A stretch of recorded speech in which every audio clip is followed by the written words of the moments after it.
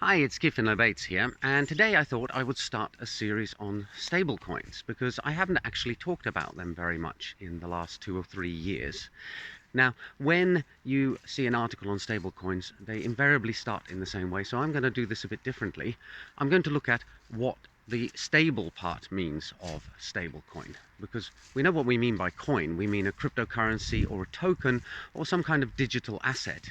And the thing that distinguishes stablecoins is the idea that they are going to be stable in comparison to other cryptocurrencies. And when you look at the word stable, it's quite problematic. The dollar is stable with respect to itself, but it's not stable with respect to its purchasing power, for example. Over time, inflation erodes the value of the dollar, which means that you can buy less and less with it in general. However, the dollar is not a fixed unit of account with regard to various assets out there either. For example, a can of Coke bought in the supermarket has a very different price to the price of a can of Coke bought from a kiosk at a seaside resort.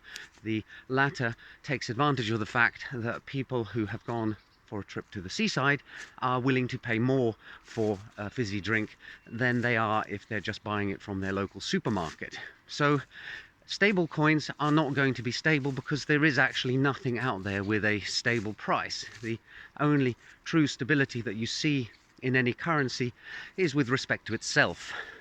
That out the way, I think we can then start to look at how various groups have tackled the problem of somehow pegging a digital representation of an asset on to the standard market price for that asset. And there are all sorts of clever tricks and techniques that have been used in order to try to link a digitally generated asset such as a cryptocurrency to a real world asset such as a currency or a commodity. And I think it's going to be an interesting ride, so tune in tomorrow for the next video in this installment. Bye for now.